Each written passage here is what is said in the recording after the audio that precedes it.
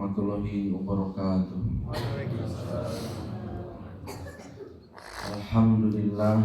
Alhamdulillahilladzi arsala rasulahu bil huda wa dinil haqq.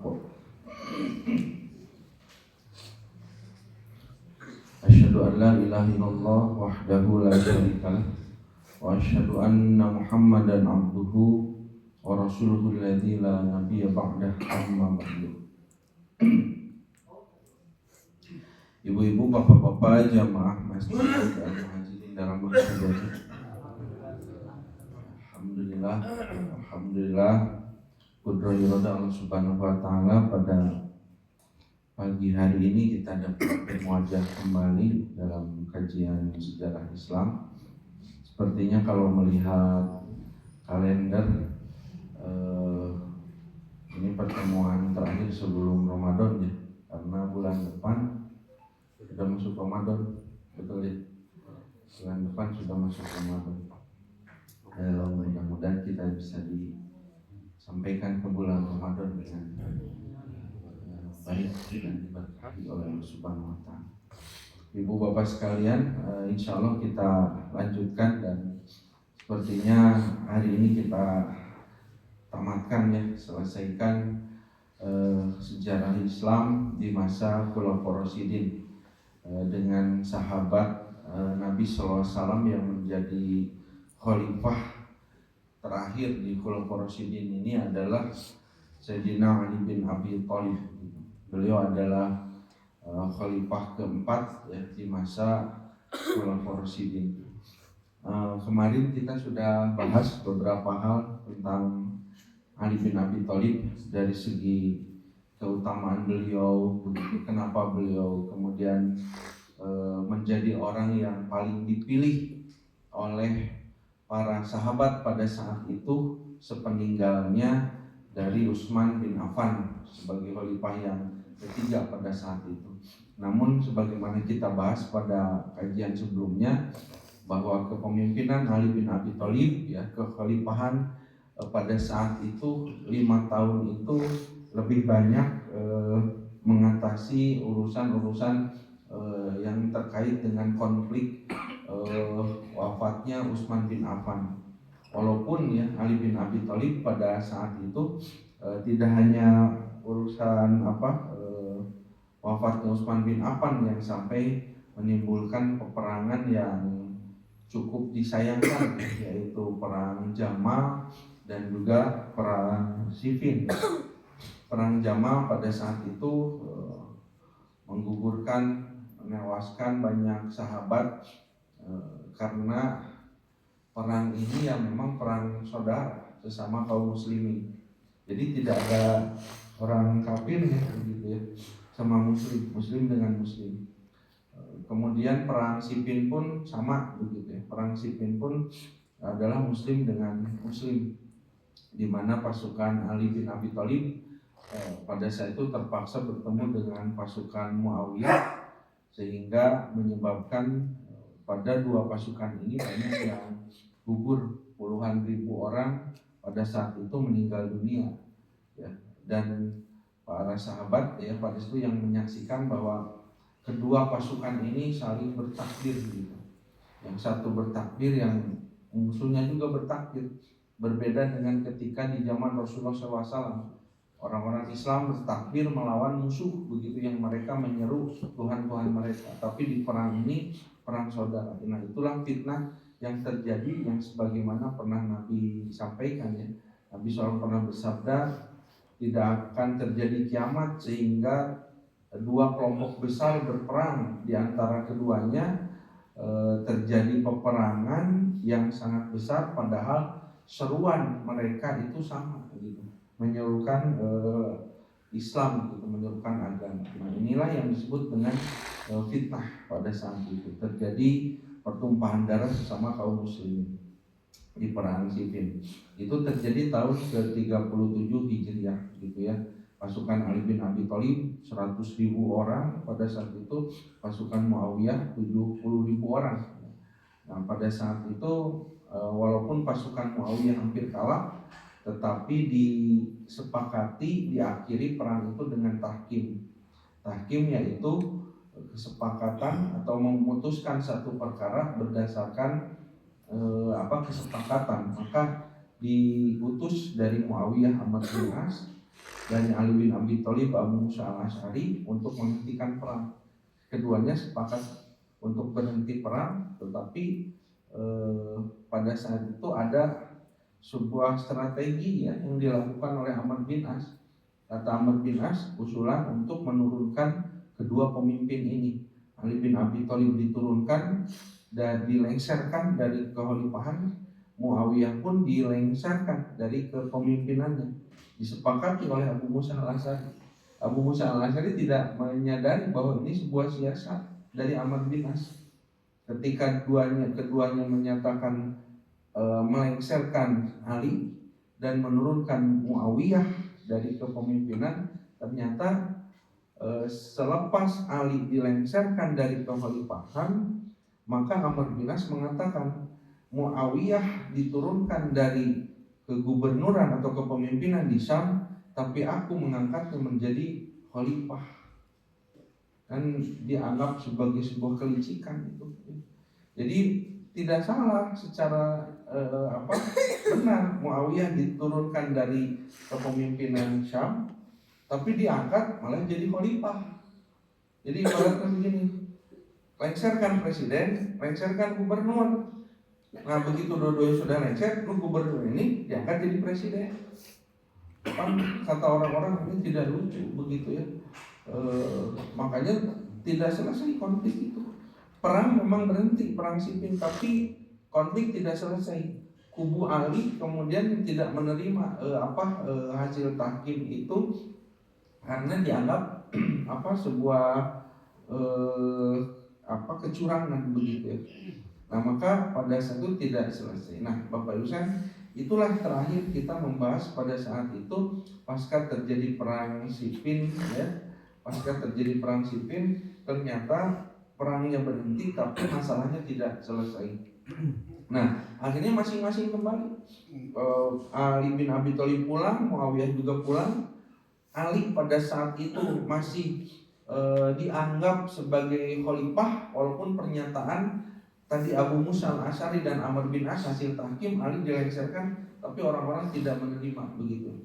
Orang-orang tidak menerima. Ali tetap menjadi khalifah pada saat itu. Muawiyah juga tetap menjadi gubernur di Syam, dan Muawiyah tidak berbalik kepada Ali pada saat itu, sehingga terjadi dualisme kepemimpinan pada saat itu.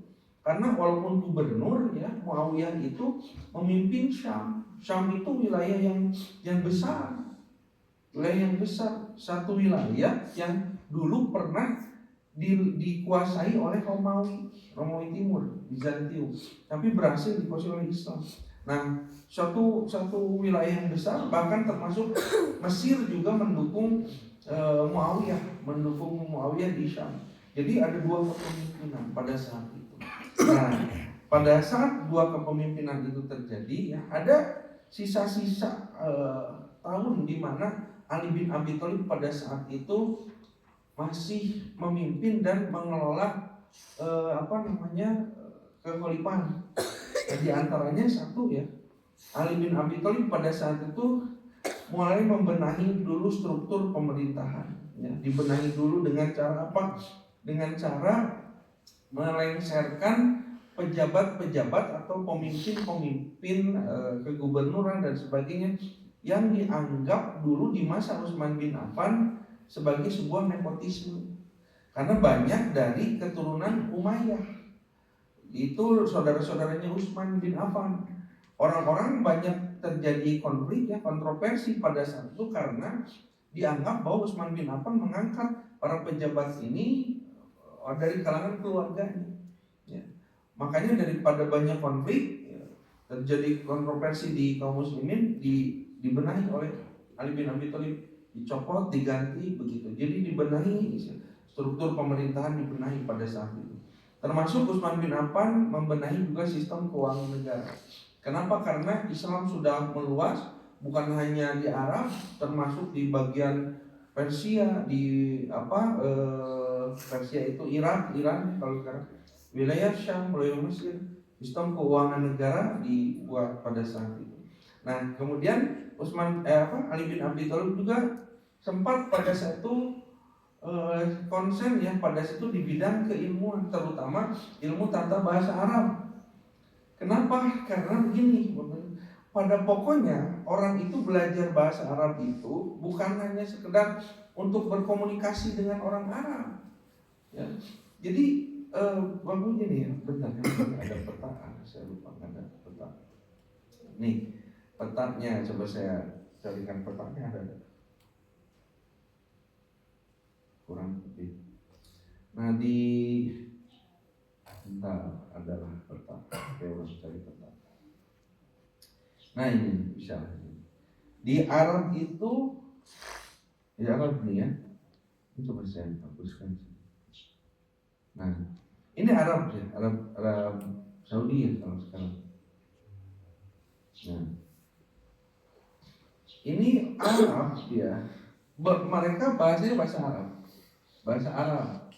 Nah, tapi kalau kita lihat ke atas, ke utara ini wilayah Syam, ini Palestina kan ya, Palestina bahasanya apa? Orang Palestina ngomong bahasa apa? Sekarang itu memang tercampur ya bahasa Arab. Dulunya orang-orang Palestina ini, orang-orang Syam ini bahasanya bukan bahasa Arab. Bahasa mereka bahasa Ibrani. Nah, ini Suriah, dia lebih naik lagi ke utara, orang Suriah. Suriah itu bahasanya Suryani, bukan Arab. Mesir bahasanya Kibti, ya, bahasa Kibti. Kemudian ke Iran ini bahasa Persia, di Persia. Yaman lain lagi bahasanya, karena Yaman itu tercampur nanti bahasa Arabnya dengan bahasa orang Afrika di sini.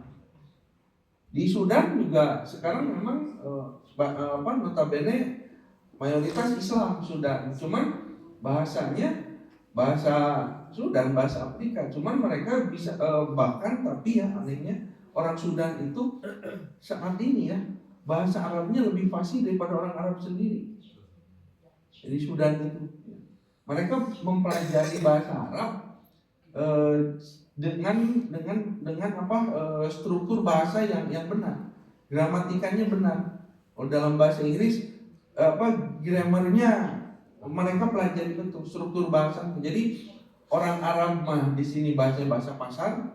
Besok kalau ke Arabnya ngobrol orang Arab tuh struktur bahasanya itu tidak tersusun dengan rapi, dengan benar. Seperti kita saja mengobrol ayeuna gitu. Hancur bahasa sebetulnya, bahasa Indonesia, bahasa Sunda hancur. Tapi orang Sunda contoh bahasa Sunda.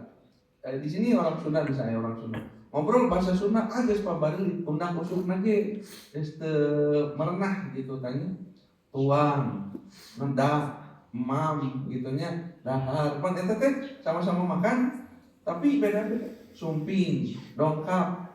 Dan itu tuh sama ya tapi diterapkan sesuai dengan undang usuk ya. Undang usuk kan namanya. Ya bisa ya strata. Jadi berbicara dengan siapa kata itu bisa berubah begitu. Nah orang Sunda sendiri acak-acakan gitu ya bahasa Sunda. Tapi pas waktu itu ya saya pernah bertemu dengan orang Belanda. Bahasa Sundana menilemas jeung undang usuk nate bener era udah. Jadi saya sendiri ketika bicara malah dibetulkan oleh orang Belanda. Sanes gitu cenanya nyarios orang Belanda gitu karena dia mempelajari betul struktur bahasa Sunda gitu ya. Nah seperti orang-orang Arab gitu, orang Arab. Kalau orang Sudan ke Arab begitu ya, orang Arabnya minder ngobrol dengan orang Sudan. Kenapa? Karena di Sudan ini dipelajari bahasa Arabnya, struktur bahasanya dengan benar. Kenapa? Dengan semangat mempelajari Al-Quran sebetulnya. Makanya kenapa muncul ilmu nahwu gitu, nahwu sorof gitu. Nah ini muncul ilmu nahwu itu di masa Ali bin Abi Thalib. Nah ya nanti saya sampaikan kembali. Nah saya sampaikan di sini kembali. Jadi bahasa Arab itu adalah ya aslinya orang Arab di sini. Makanya orang-orang di luar ini tidak berbahasa Arab. Ya, sekarang mereka kemudian mulai tercampur, terpengaruh dengan bahasa Arab. Bahasa aslinya bukan. Nah, itu kenapa? Karena Ali bin Abi Thalib, beliau ibu kota Islam itu kan di sini nih, di Irak, di Kufah. Bukan di Arab, di masa Ali bin Abi Thalib. Karena Ali bin Abi Thalib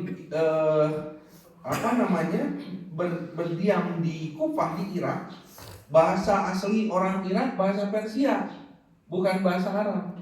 Sedangkan orang-orang mulai belajar Islam, belajar Quran.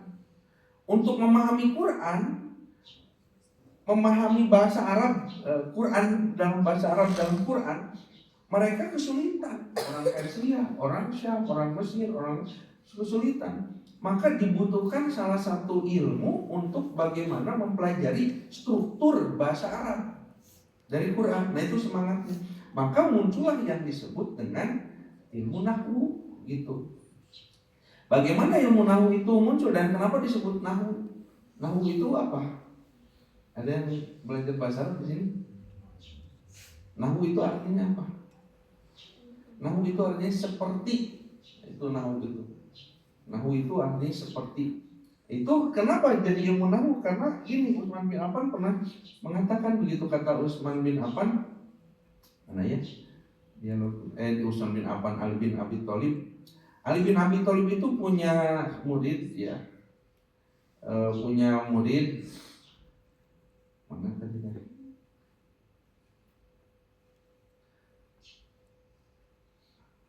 Oh iya.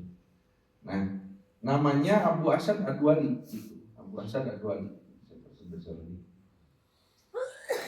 Nah, punya murid Ali bin Abi Thalib itu Abu Asad Ad-Duali. Beliau seorang ahli tata bahasa.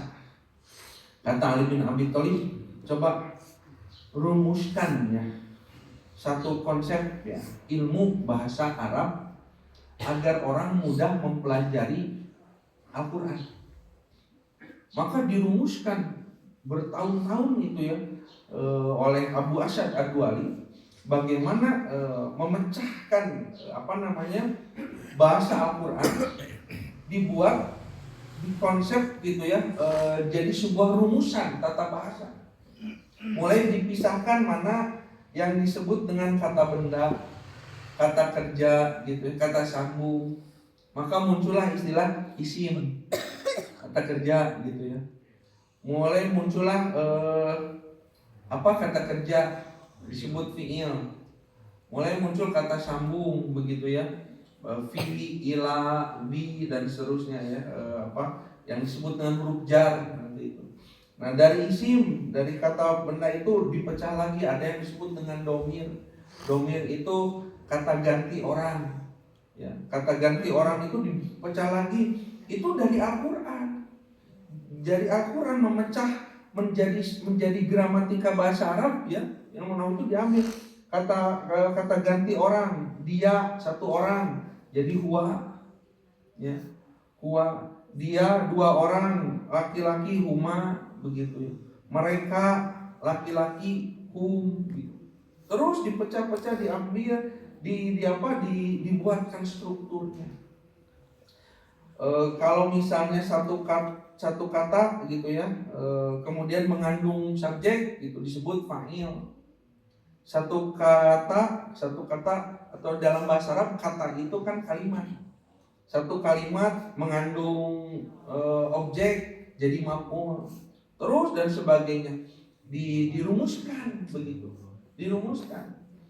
Sehingga orang itu mulai belajar huwa, huma, hum, iya, huma, hunna begitu. Itu kalau belajar tasrif gitu. Pecahan kata gitu disebut dengan tasrif gitu ya. Fi'il madi, fi'il mudhari begitu dan seterusnya. Ma'ala, yaqilu, ada satu 3 huruf ditambah imbuhan ya, dirumuskan sampai akhirnya orang bisa belajar bahasa Arab ya dengan baik dan cepat. Lalu mempermudah mereka memahami Al-Quran. Nah, jadi Bapak Ibu sebetulnya sebuah tuntutan begitu ya, belajar bahasa Arab itu. Kita bahkan para ulama ada yang mewajibkan, hukumnya wajib belajar bahasa Arab. Kenapa? Bukan agar bisa bahasa Arab, agar bisa ngomong bahasa Arab, agar kita bisa memahami Al-Quran gitu. Agar kita bisa memahami Al-Quran, sehingga ketika membaca Al-Quran itu paham apa yang dibaca ya. Nah, tapi karena kemalasan kita belajar bahasa Arab ya, akhirnya kita hanya mengandalkan terjemah yang ada. Jadi Al-Quran ayat terjemahna, baca geus ayat terjemahna, oke, kedul keneh wae maca terjemahna. Sok Bapak Ibu tanya di sini, siapa yang sering menghatamkan membaca Quran? Saya yakin banyak. Di antara Bapak Ibu minimal sebulan sekali memberi hatam. One day one juz ya, panan sebulan 30 hari. Al-Quran 30 juz, berarti lamun sehari 1 juz, yang minimalnya sebulan teh 1 juz gitu ya. Minimal eta teh kudu nama. Lamun anu henteu tekor gitu tanya. Tapi maca keneh alhamdulillah minimal maca. Jadi kalau misalnya one day one juz tidak tercapai, minimal apa ya? 1 hari 1 juz, atau minimal 1 hari tidak ada hari tanpa Quran lah, gitulah gitu. Ya misalnya mun aya nu berat keneh itu maca sehari sajuz, setengahna sok sanggup teu. Berat keneh setengahna kela-kela. Bapak Ibu kalau baca Quran 1 juz berapa jam atau berapa menit? 40 menit. Anu lancar 40 menitnya, rata-rata 40 menit kalau bacaan sudah lancar. Dalam sehari 24 jam dipotong tidur, dipotong kerja gitu, menyisakan waktu 40 menit sehari. Berat kan? Berat kayaknya. Berat kayaknya. Jadi jawab di nu hate ya. SL itu HP lah, LE HP. HP mah bisa berjam-jam baca Quran 40 menit ibarat mungkin nungguan Ramadan karek semangat gitu tanya. Atau misalnya itu 40 menit 20 menit berarti setengah juz. 20 menit 1 hari. Itu bisa keneh. Ya karek muka sampai gitu kan. Ya urang lah batur 5 orang gitu kan. Gitu kan. Setengah juz. Terkuat keneh setengah juz 20 menit 10 menit sehari. Berarti meureun saparapat juz. Saparapat juz teh sabaraha halaman? 5. Sok 5 halaman aya keneh mencari sanggup 5 halaman sehari. Aduh berat keneh wae. Da siga namanya lain teu aya waktu. Aku sibuk. Lain sibuk lain. Ternyempatkeun tidak mengagendakan. Tidak mengagendakan. TikTok. Atau misalnya terima sehalaman itu sehalaman. Jadi harusnya begini, pas kita mau tidur teh, jangan baca Quran gitu tak. Jangan baca Quran, jangan lah baca Quran. Sehalaman. Banyak berat kan ya. Tapi saya yakin orang muhajirin mau doa.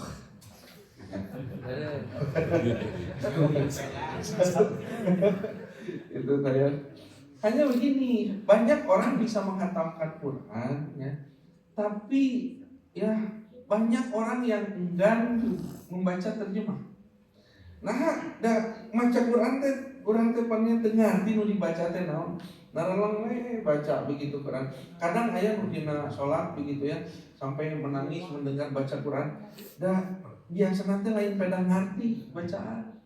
Eta imamna pada macana gitu tanya mendayu-dayu gitu ya, enak terus kurang ingat loba dosa jadi we ceurik gitu.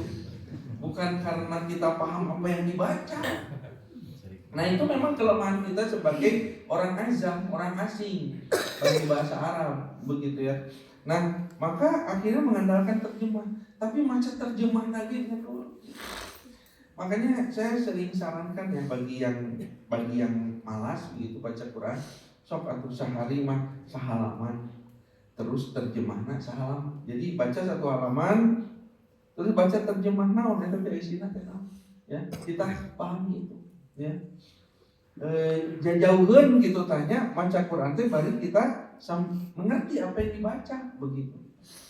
Nah, zaman Ali bin Abi Thalib dan seterusnya masih di zaman para sahabat, zaman tabi'in dan seterusnya. Orang tidak ada buku terjemahan atau Quran tidak ada terjemahan. Makanya kalau mereka mau baca Quran terus mereka mau paham, mereka harus belajar bahasa Arab begitu. Nah, saat ini mah dipermudah dengan terjemah, walaupun malas baca terjemah. Tapi ketika tidak ada fasilitas terjemah, maka orang dituntut untuk belajar memahami Al-Quran, bahasa Al-Quran dengan cara memahami bahasa Arab. Maka semangat pada saat itu untuk mempelajari bahasa Arab yang disebut dengan ilmu nahwu. Walaupun memang memahami Al-Quran tidak cukup dengan ilmu nahwu, tidak cukup dengan memahami struktur bahasa saja. Ada nanti kedalaman bahasa yang disebut dengan gaya bahasa, balagoh gitu ya, ma'ani gitu ya, bahkan ada mantek dan seterusnya. Bagaimana memahami gaya bahasa Al-Quran, tidak cukup dengan ilmu nahwu sorok, tapi nahwu sorok menjadi dasarnya untuk memahami struktur bahasa begitu. Nah, makanya kenapa para ulama itu wajib belajar bahasa Arab. Untuk apa? Agar kita paham begitu membaca Quran. Kan Quran teh hudal lil muttaqin, sebagai petunjuk bagi orang bertakwa. Sekarang bagaimana bisa jadi petunjuk kalau kita tidak paham apa yang dibaca? Nah, harusnya tuntutan itu melekat pada setiap umat Islam begitu. Melekat untuk apa? Coba sudah sepaham apa kita dengan Quran? Berapa ayat yang sudah kita pahami? Itu adalah apalnya. Kalau ditanya berapa ayat yang sudah kita hafal, geus puguh eta malah rata-rata ge. Itu tanya kudu ngapal. Ya paham ya gitu. Walaupun tidak hafal, setidaknya baca paham. 5 ayat di surat Al-Baqarah misalnya. Alif Lam Mim. Dzalika kitabul la raiba fi hudal lil muttaqin alladzina yu'minuna bil ghaibi wa yuqimuna shalah wa mimma razaqnahum yunfiqun. Nah, Nabi kadinya adalah tentang apa itu? Tentang apa itu? Sampai 5 ayat bahkan. Walladzina yu'minuna bima unzila ilaika wa ma unzila min qablik wa bil akhirati hum yuqinun ulaika ala hudam min rabbihim wa ulaika humul muflihun. Coba kalau di apa? Kalaupun tidak dipahami satu persatu kata teh berbicara tentang apa begitu? Tentang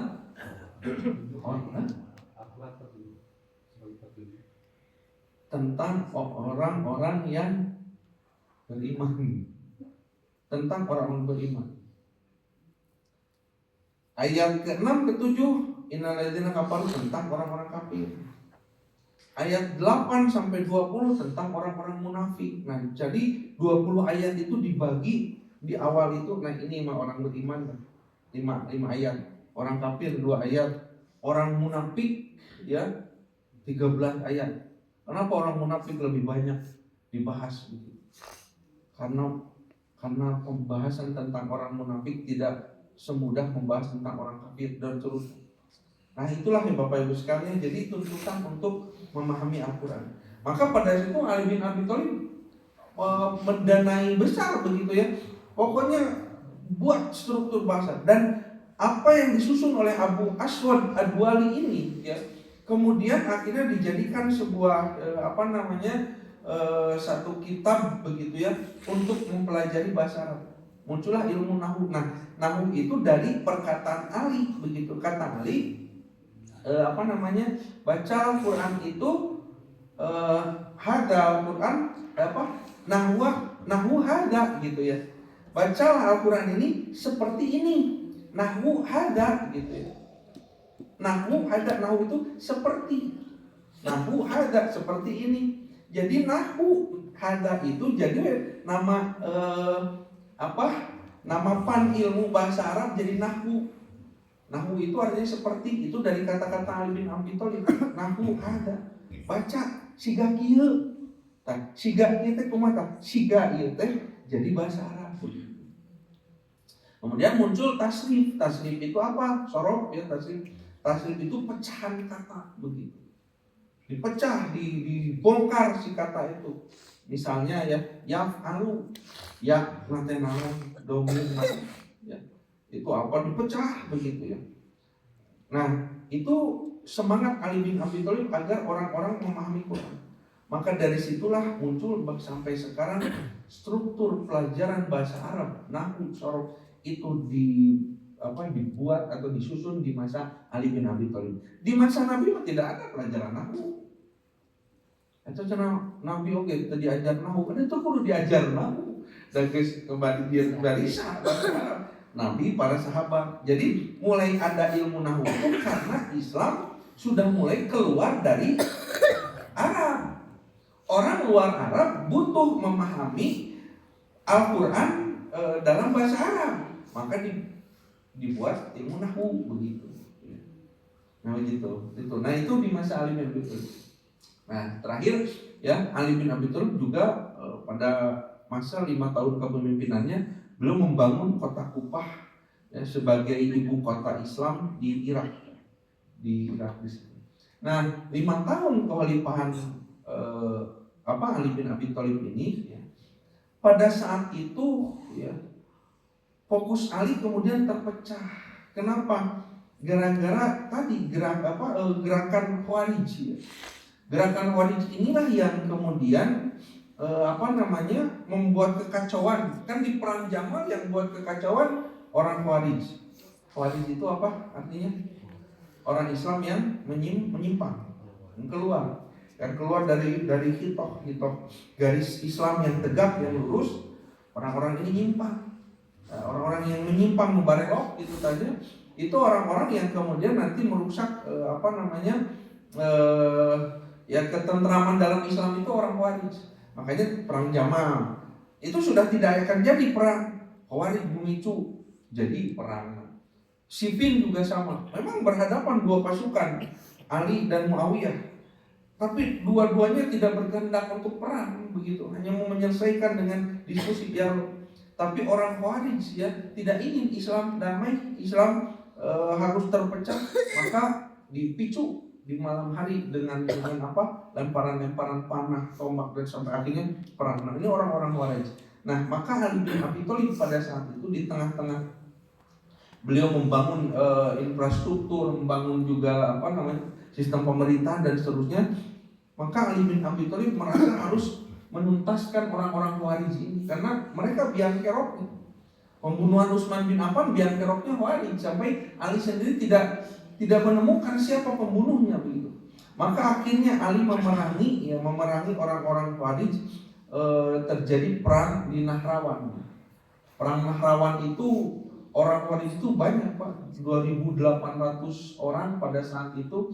Kemudian diperangi oleh Ali bin Abi Thalib ya, sampai akhirnya mereka kalah dan hampir hilang.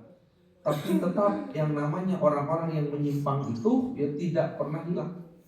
Jadi walaupun ada 1-2 mereka membangun lagi, memperluas lagi. Nah sampai terakhir ya, setelah di perang Nahrawan itu orang-orang Khawarij diperangi, mereka kalah, banyak yang terbunuh. Nah sisa-sisa dari tokoh Khawarij ya berkumpul. Orang mau kabayang masih lihat dia. Bapak Ibu kalau pernah lihat film PKI itu, mereka kan berkumpul, berkonspirasi membuat sebuah upaya makar, upaya makar begitu ya, dan membunuh orang-orang yang dianggap penting begitu ya. Nah orang Khawarij juga begitu, mereka berkumpul setelah mereka kalah di perang Nahrawan begitu ya. Mereka berkumpul untuk apa? Untuk melakukan sebuah konspirasi pembunuhan terhadap para pemimpin Islam. Nah, tapi mereka orang Khawarij ini ya merasa melakukan gerakan ini sebagai gerakan jihad, bukan sebagai gerakan makar. Mereka menganggap bahwa yang mereka lakukan ini benar atas nama agama begitu. Makanya ketika mereka melakukan pembunuhan terhadap Ali bin Abi Thalib nanti itu ya, mereka ucapan mereka adalah ucapan seruan begini. Mereka mengatakan, wahai Ali, sesungguhnya hukum itu adalah milik Allah, bukan milikmu. Tusuk alinya begitu.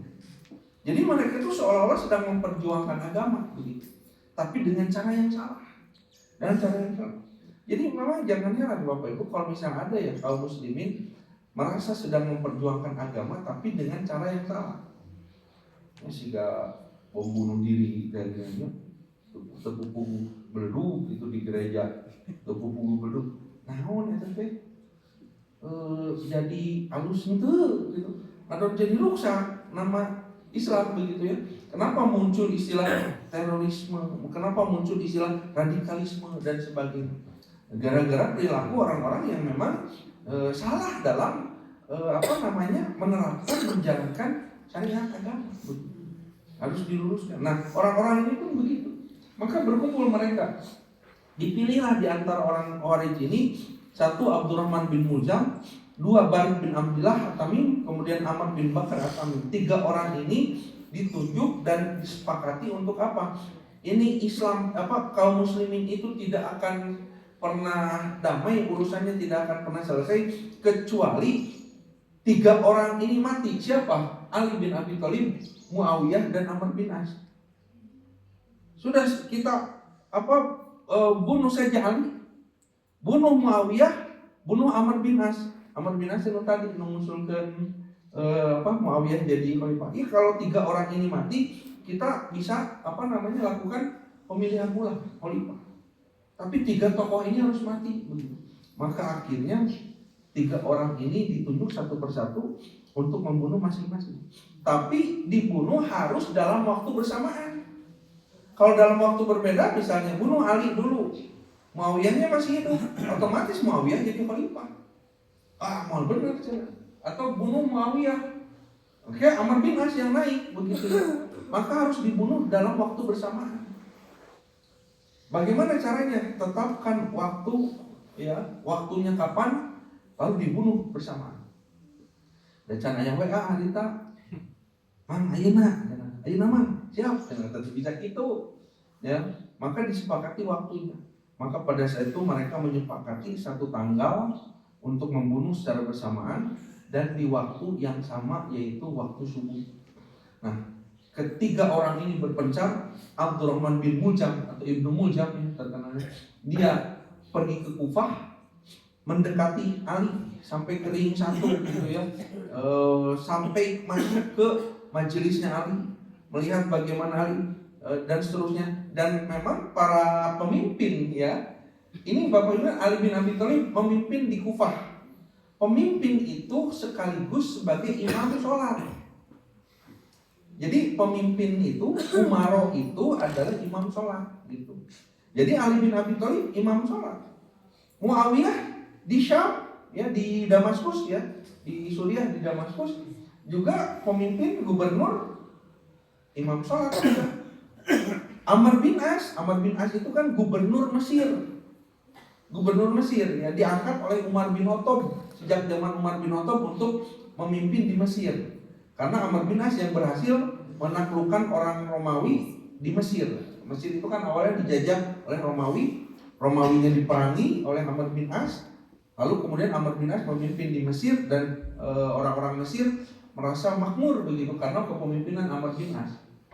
Jadi ini tiga pemimpin. Amr bin As juga sama di Mesir, mimpin sholat, imam sholat juga. Tiga-tiganya imam sholat. Makanya kenapa disepakati membunuh di waktu subuh? Sebagaimana pemimpin terdahulu Umar bin Khattab dibunuh di waktu subuh, karena memang mereka adalah para imam sholat. Maka pada saat itu ya, Ibnu Muljam datang ke Kufah, masuk ke masjidnya Ali. Pada saat itu Ali sedang mengimami sholat subuh begitu ya. Ibnu Muljam pada itu bersiap untuk membunuh Ali. Kemudian Barid bin Abdillah datang ke Damaskus, masuk ke masjid. Di situ Muawiyah juga sedang mengimami sholat. subuh begitu. Begitupun Amir bin Bakar, dia datang ke Mesir. Di masjid di Mesir pada saat itu adalah yang mengimami sholat Amr bin As. Tapi dari ketiganya ini, Bapak Sun, ternyata yang berhasil dibunuh hanya Ali bin Abi Thalib saja. Muawiyah dan Amr bin As tidak terbunuh. Makanya ketika Ali bin Abi Thalib wafat, Muawiyah jadi khalifah. Nah itu sebenarnya tidak diinginkan Khawarij. Jadi Khawarij ini gagal melakukan pembunuhan bersamaan itu. Nah kenapa ini gagal? Satu, Amr bin As. Amr bin As pada subuh itu di tanggal yang ditetapkan pembunuhan. Nah si orang yang membunuh begitu ya, dia sudah siap-siap berada di saf pertama. Saf pertama tanpa dicurigai. Orang yang berada di saf pertama itu orang-orang istimewa. Dia sudah siap di barisan paling depan, di belakang imam begitu ya, sudah siap membunuh. Dan yang namanya waktu subuh zaman dulu tong kabayang siga dia aya cararaan lampu. Pan zaman hari tama lampuna make damar gitu tanya tempor gitu ya. Jadi redup-redup begitu lah, redup-redup. Sudah ada di situ, sudah siap-siap dengan pisaunya begitu ya. Amr bin Bakar. Tapi kenapa Amr bin As pada saat tidak terbunuh? Ternyata pada saat itu Amr bin As sedang sakit perut. Itu nyari patuangan. Aduh sejak Amr bin As, lalu dia panggil ajudannya. Ajudan tadi, wayah najen subuh ieu sok imaman gitu. Nyari betul gitu kan. Amr bin As, saya sedang sakit perut. Jadi ieu si rekomat ya gitu tah. Lah kamu mengimami begitu. Maka ajudan pada saat itu memakai bajunya Amr bin As, jadi baju imam ya, ada baju imam khusus gitu pakai jubah gitu.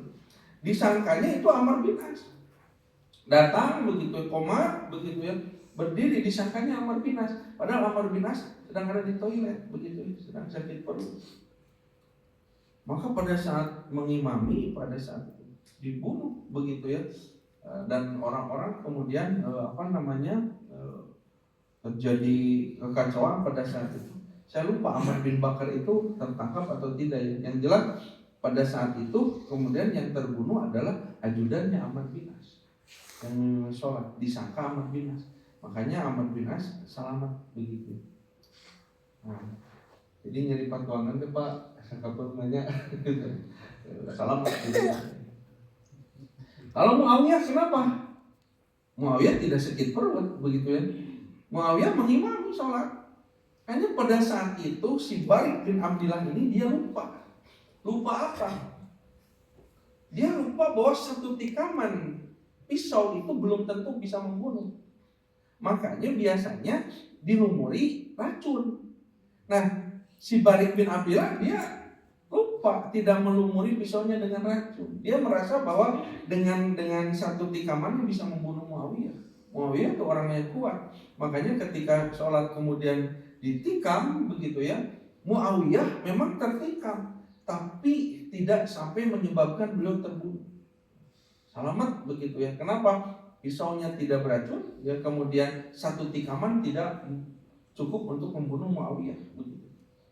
Makanya Muawiyah selamat begitu, bisa diobati dan sedangkan Ali bin Abi Thalib ya di Kufah di Irak ya, beliau kemudian ditikam dengan pisau belati yang sudah dilumuri racun. Makanya satu tikaman memang tidak langsung membuat Ali meninggal. Ya, pada saat itu Ibnu Muljam ditangkap ya, oleh orang-orang menangkap Ali masih hidup, masih sadar ya pada saat itu. Dan kemudian ketika dibawa begitu Ali, kemudian dihadapkan padanya juga Ibnu Muljam, kata Ali bin Abi Thalib, hukum dia, tapi jangan kalian mendoliminya, jangan berlebihan. Jadi ulah disiksa heula. Jadi hukuman mati bagi Ibnu Muljam, tapi jangan disakiti. Kalau dipenggal langsung sekali penggal begitu, kata Ali bin Abi Thalib. Maka pada saat itu Ibnu Muljam dihukum mati, dia dipenggal. Ali bin Abi Thalib ya, meninggal keesokan harinya karena racun mulai menjalar di tubuhnya begitu ya. Kalau tidak beracun mungkin selamat seperti Muawiyah, tapi pisau itu beracun begitu. Dan pada saat sakitnya Ali kritis, pada saat itu Ali diminta oleh beberapa orang pada saat itu, andaikan engkau tidak ada begitu ya, maka tunjuklah siapa yang menjadi pemimpin, atau tunjuklah Hasan begitu, putramu begitu. Ali diam begitu, kata Ali, itu bisa sekali, aku tidak bisa menunjuk ya, dan kemudian bertanggung jawab atas siapa nanti yang memimpin. Jadi kalau Ali menunjuk seseorang, maka Ali bertanggung jawab atas orang itu. Seperti dulu Abu Bakar menunjuk Umar. Abu Bakar itu kan sebelum wafatnya ketika sakit, Umar bin Khattab yang ditunjuk oleh Abu Bakar menjadi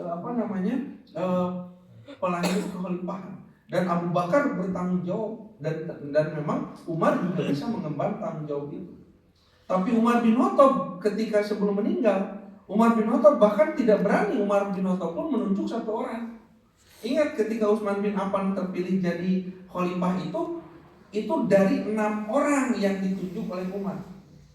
Utsman, Abdurrahman bin Auf, Thalhah bin Ubaidillah, Zubair bin Awam, 6 orang ditunjuk oleh Umar, sokwe kumahdinya nu genepan, pilih gitu. Sampai yang 6 orang itu nu opatan marulur, sesa 2 cek nu opatan wayahna kan geus kapeulaan mundur. Nu 2 teu menang mundur. Sok sultan kena gitu ya. Di antara 2 yaitu Ali dengan Utsman. Tapi Ali merasa bahwa Utsman lebih pantas ya. Maka Utsman jadi khalifah. Nah, itu. Nah, ketika Utsman bin Affan tidak sempat karena meninggal dibunuh orang-orang mengangkat Ali. Ali tidak mau menunjuk siapapun, begitu ya Ali. Sampai akhirnya Ali meninggal karena tikaman itu. Ali meninggal dunia pada saat itu, Bapak Rusdi, akhirnya Ali itu meninggal di umur 60 tahun ya. Lebih muda daripada Nabi ketika wafat. Begitu Nabi kan 63, Abu Bakar 63, Umar bin Khattab 63. Jadi Abu Bakar, Nabi, Abu Bakar, Umar itu wafat di usia yang sama dan dikuburkan di tempat yang sama. Nah, jajan Nabi, Abu Bakar, Umar, walaupun digeser sedikit untuk membedakan pada situ. Nah, kalau Utsman bin Affan di usia yang cukup tua 83. Nah, kalau Ali bin Abi Thalib 60 tahun. Di bawah usia Nabi ketika Nabi meninggal 60 tahun ya, dia ditebas oleh atau ditusuk oleh Ibnu Muljam. Nah, kemudian Ali tidak mewariskan kepemimpinan kepada siapapun, termasuk kepada putranya. Maka pada saat Ali bin Abi Thalib meninggal pada saat itu ya, di Irak, di Kufah, Qais bin Sa'ad bin Ubadah al-Ansori, dia adalah orang Ansor begitu ya. Lalu dia kemudian bangkit, bukan memprovokasi atau apa ya namanya, mengajak orang-orang kemudian untuk membaiat Hasan. Masyarul muslimin begitu, wahai orang-orang muslim begitu. Sekarang pemimpin kita, khalifah kita sudah tidak ada begitu. Kita harus segera mengangkat khalifah baru begitu. Karena Ali tidak menyebutkan siapapun begitu ya, maka aku ya membaiat Hasan begitu. Hasan bin Ali, Hasan putranya Ali, anak sulung Ali bin Abi Thalib. Hasan jadi khalifah begitu. Kenapa? Karena Hasan itu mumpuni, seorang pemuda yang mumpuni dari segi keilmuan, dibimbing langsung oleh Nabi, kemudian dari segi akhlak baik, kemudian dari segi ibadah, ilmu itu sudah cukup begitu. Hasan itu. Maka orang-orang pun sepakat, ya kami setuju pada itu. Tapi Hasan menolak. Sebentar, kata Hasan itu teman setuju aja begitu. Aku tidak mau begitu ya. Aku tidak mau menjadi khalifah sebagaimana yang kalian inginkan begitu. Ya, bapakku saja begitu yang derajatnya lebih tinggi dariku begitu ya. Terjadi kekacauan sigagil. Apalagi jika aku memimpin. Semua kekasar itu kok tidak mau. Tapi Hasan pada saat dipaksa, bahkan keesokan harinya begitu ya, didatangkan ribuan orang untuk mendatangi rumah Hasan, mereka sepakat membayar Hasan. Coba ribuan atau Pak, bayangkan di rumah tiba-tiba didatangi oleh ribuan orang. Mereka kemudian membayar Hasan untuk menjadi pemimpin. Maka pada situ Hasan bingung. Kata Hasan, ini bagaimana menghentikan mereka? Kalau ditolak langsung akan terjadi chaos begitu. Maka pada situ akhirnya Hasan menerima dulu. Seorang terima. Tapi Hasan tahu ini orang-orang itu siapa? Orang-orang yang menurut pandangan Hasan begitu ya, di masa bapaknya saja, di masa Ali bin Abi Thalib begitu. Mereka itu orang-orang yang ngomong ke si genunya gitu. Tapi pas perung nama gitu. Itu sudah banyak kejadian. Jadi pas di masa Ali kami mendukung. Pas perung lalu gitu kan. Itu orang-orang mereka. Dan mereka itu orang-orang Irak itu orang-orang yang tidak loyal. Orang-orang yang tidak loyal terhadap pemimpin. Beda dengan penduduk Syam. Bawahan-bawahannya Muawiyah itu orang-orang yang loyal. Mereka mah siap mati begitu ya. Jadi kalau mereka mengatakan siap mendukung Muawiyah itu sampai mati. Tapi orang-orang Irak mah hanya mereka itu kebanyakannya, tidak semua, kebanyakannya adalah orang-orang yang sekedar ingin mendapatkan keuntungan pribadi. Makanya ketika terjadi ini Ali tidak ada Hasan. Dan mereka ada sebuah niat, Hasan naik. Setelah Hasan naik gitu kan, dianggap Hasan lebih mudah untuk dikendalikan dan sebagainya. Hasan juga tahu orang-orang yang sekedar mencari keuntungan. Tapi Hasan pada itu kemudian akhirnya berdiri, baik kata Hasan begitu ya. Kalau kalian memaksaku menjadi pemimpin, menjadi khalifah, maka aku akan menjadi khalifah pada saat itu. Tapi kata Hasan, syaratnya satu. Ya, kalian siap taat. Pokoknya naon diucapkan ku saya kudu nurut. Siap teu gitu. Lamun teu mau jadi. Kami siap. Nah, cek Hasan teh catet nya. Pokoknya manungku saya diucapkan kudu nurut. Temenang riweuh gitu. Siap. Yang kedua begitu kata Hasan, kalian ya mengikutiku. Jika aku berdamai dengan seseorang, maka kalian pun harus berdamai dengan orang itu. Jika aku memerangi seseorang atau satu kaum, maka kalian pun siap memerangi mereka begitu. Kami siap ikut Hasan, kami siap. Ya sudah begitu. Nah, akhirnya Hasan dibaiat dan berita itu sampai ke Mekah Madinah. Nah, ketika berita sampai ke Mekah Madinah, mereka orang-orang Mekah Madinah, para sahabat yang masih ada di Madinah, di Mekah juga, mereka bersedih begitu ya. Wafatnya Ali begitu ya. Wafatnya Ali, mereka bersedih dan mereka kemudian gembira karena Hasan kemudian diangkat jadi khalifah. Tapi datang juga kabar dari mana? Dari Syam. Orang-orang Syam ketika mendengar Ali bin Abi Thalib meninggal, mereka secara otomatis membaiat Muawiyah menjadi khalifah. Jadi khalifah. Di Syam diakui, kemudian di Mesir diakui, lalu mereka meminta agar Mekah, Madinah pun, Arab begitu, Yaman dan sebagainya mengakui Muawiyah menjadi khalifah. Nah, maka orang-orang Mekah Madinah melihat, jadi aya dua deui, ieu bakal piributan deui. Sahabat-sahabat yang masih hidup pada saat itu sudah merasa bahwa beres-beres, fitnah yang bergelombang terus. Tapi ternyata Bapak Ibu sekalian, itu semua diantisipasi oleh Hasan. Hasan tahu kalau ini dibiarkan, maka tidak ubahnya seperti apa yang dialami oleh bapaknya yaitu Ali. Akan terjadi dualisme kepemimpinan, apalagi Muawiyah lebih besar sekarang diangkat jadi khalifah, sudah bukan atas nama gubernur, atas nama khalifah. Kemudian Hasan juga khalifah, ada dua khalifah. Ketika ada dua khalifah, maka salah satunya dianggap sebagai pemberontak. Pemberontak dalam Islam itu halal untuk diperangi. Makanya ketika Muawiyah merasa berhak, maka tidak menutup kemungkinan Muawiyah akan memerangi Hasan. Hasan juga ketika diangkat, maka kubu Hasan juga merasa sah untuk memerangi pengikut Muawiyah.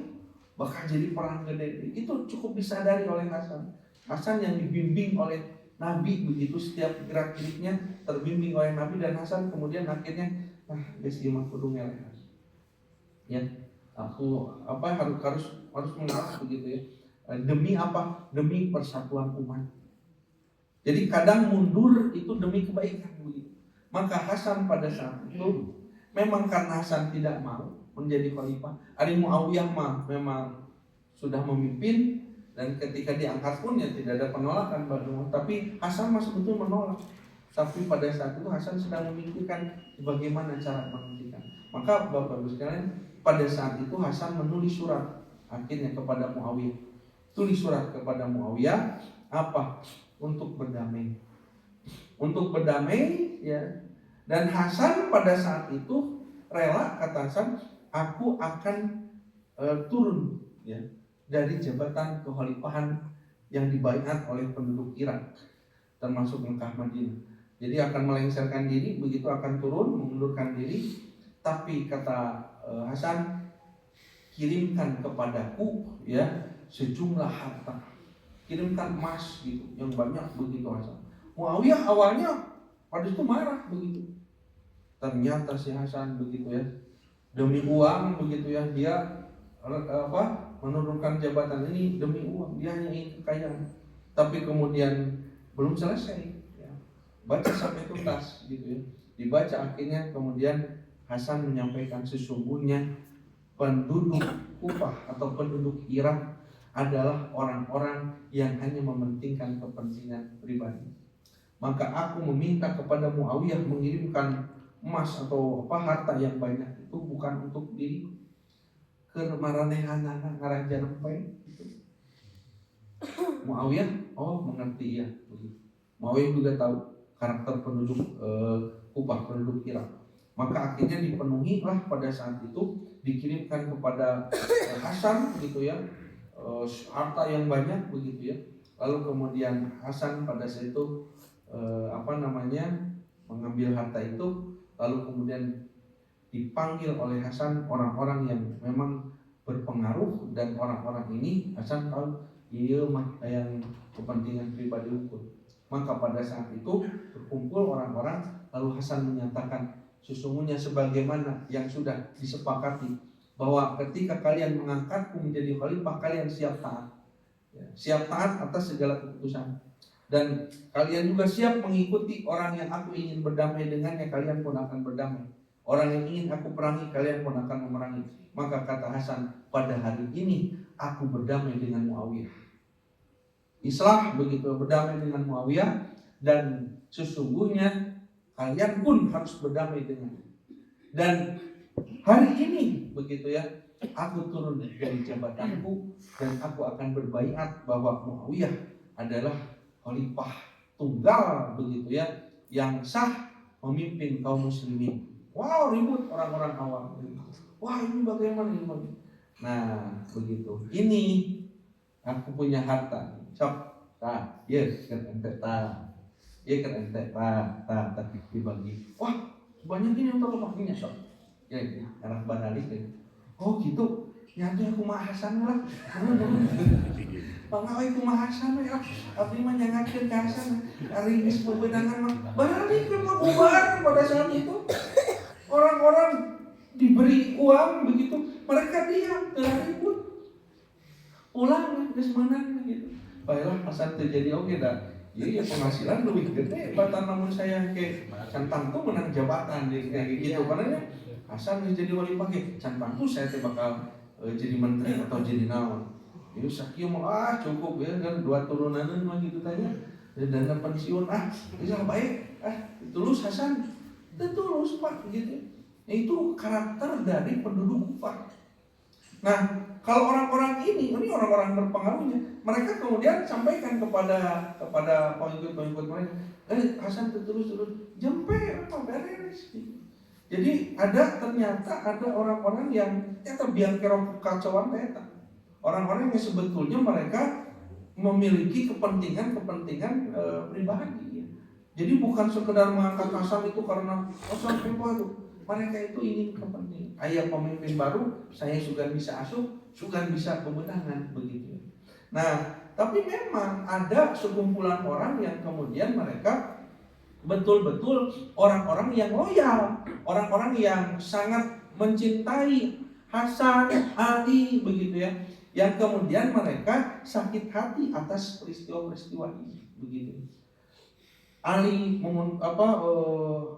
terbunuh dan sebagainya, mereka sekitar Hasan kemudian sampai terpaksa harus turun, maka mereka berkumpul berkomunitas mereka, nah nanti membesar menjadi yang disebut dengan Syiah. Nah, nanti golongan Syiah, orang-orang yang memang bagaimana terus berusaha, mereka mencintai Ali dan keluarganya, begitu ya, dan sampai mereka berusaha lamun Hasan itu ayah hiji deui adina saha Husain, begitu. Makanya nanti Husain yang dipengaruhi untuk menjadi khalifah. Nah, jadi tidak berhenti di situ. Jadi akhirnya Bapak John, Islam itu berpecah-pecah. Satu Khawarij ya, mereka masih berkumpul dengan Khawarijnya. Syiah berkumpul dengan Syiahnya. Kemudian orang-orang yang sekedar mencari keuntungan pribadi, mereka bergerak dengan gerakannya. Kemudian di Syam, begitu ya, orang kemudian sibuk untuk membangun Islam yang baru, begitu, kepemimpinan Islam yang baru dengan Muawiyah, begitu ya. Mekah, Madinah juga mereka lebih kepada menjaga lebih kepada menjaga jejak Nabi SAW. Makanya lebih banyak para ulama akhirnya berkumpul di Madinah, begitu. Para sahabat yang masih hidup, makanya nanti muncul ya murid-murid sahabat dan sebagainya jadi ulama, itu muncul nanti di Madinah terus menyebar ke